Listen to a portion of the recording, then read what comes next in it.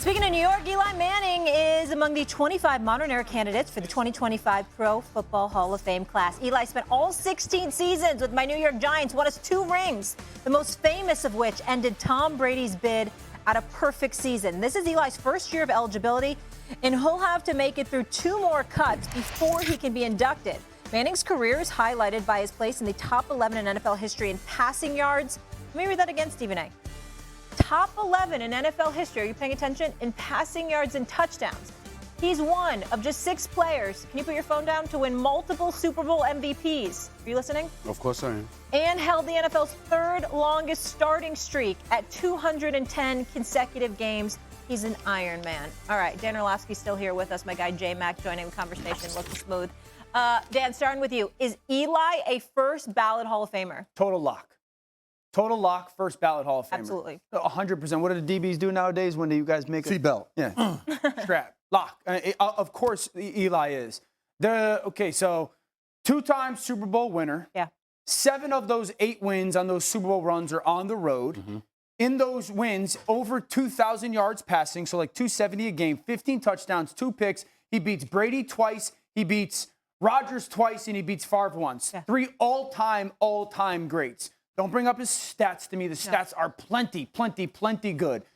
Strictly because of the Super Bowl runs, who he went through, and how he went about doing it, total first ballot lock. And 2 of the most iconic pitch and catches ever. When we're talking David Tyree and Mario Manningham. I see you, Miles. I see you, Miles. Okay. First things first. I'm like taller than you right now. This is great. I'm glad you think so. First things first. We're going to say what we're going to say. Mm-hmm. And you. We already said it. You Giants fans and stuff like that. He's not a Giants fan. I'm teasing him. Yeah. You need to calm down. I'm telling you in advance. He's not a lock for the first ballot. He's not a lock for the first ballot. I'm dead serious. I love Eli Manning. Mm-hmm. I love him. Okay. Right? And he's going to the Hall of Fame. But to be a first ballot Hall of Famer, I want to make sure that I had these numbers right here because I want to make sure I had them. Yeah. And we're talking about Eli Manning here, okay? In 16 seasons, he made the postseason 6 times. Okay. He missed the postseason 10 times. Okay. He's a career 500 quarterback, 117 and 117. Mm-hmm. Okay? I'm looking at that kind of stuff right now, Dan Orlovsky, and I'm saying, wait a minute here. We got to be honest. 4 Pro Bowls in 16 seasons? Again, the Hall of Fame is inevitable. He's a 2-time Super Bowl champion. But when I'm talking first ballot, I'm thinking about the greatest quarterbacks in NFL history. I'm thinking about his brother. I'm thinking about Peyton Manning. I'm thinking about how do you compare. He has just as many Super Bowl rings as his brother Peyton Manning. That's true. Yes. But we all know there is a clear discrepancy between the greatness of Peyton Manning and that of Eli Manning. You can look at 2 things can be true.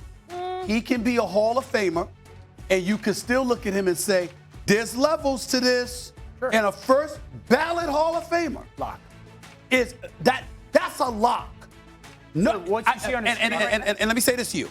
I know. Keep those stats. Let me say this to you. I know numerous NFL players, many NFL players. If you put them all in a room, it would be a debate about Eli. It's not a lock.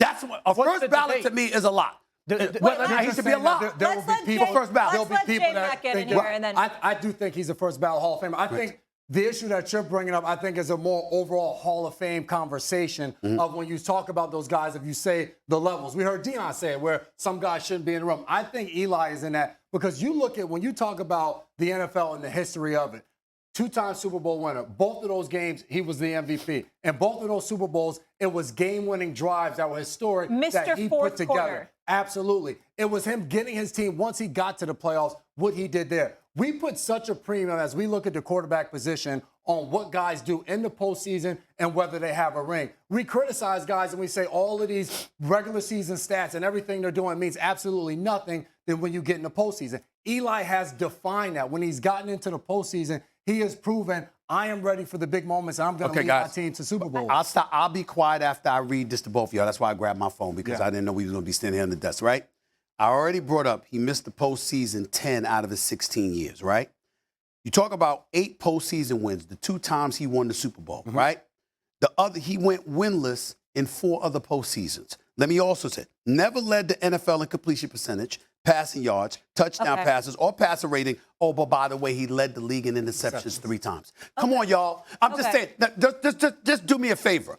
Don't tell me that it's a lock. Stephen A., this is what I want to talk. Okay, Sure. we just talked about in the last segment. Hold on, I don't want to talk about numbers for a second. We talked about storytelling, right? When we're looking at the NFL in the 2000s and we're telling the stories, the great Super Bowls, the quarterbacks, the runs, you're going to tell me you can leave out Eli Manning in that conversation? No, because of the David Tyree catch. All right, that's number one. And because of the fact that both victories, Super Bowl victories, came against Tom Brady and the New England Patriots. Yeah, right. Bill Belichick. I just said Tom Brady. Yeah, and also Bill Belichick, the greatest coach of all time, Stephen A. So what's your point? Because when you talk about, I know he's not as good as Peyton Manning when you talk about Peyton Manning, but that's more so the regular season we're focused on. You forgetting how clutch Eli was in the fourth quarter. Okay, I'm not forgetting that. But I also remember what I saw. And I said you led the league in interceptions 3 times. You missed the postseason 10 to 16 years. You got to remember, your Hall of Fame career is not just about moments. It's about the totality of a career. So I understand that. So all I'm saying to you is this. The word lock is what I'm challenging. If Eli Manning ends up being a first-ballot Hall of Famer, I'm not going to be on national television the next day going like, oh, this sucks. He shouldn't have been there. I'm not saying that. What I'm saying is when you tell me first ballot, I'm thinking lock. And I'm saying to myself, the elite, the creme de la creme, that ain't about just moments.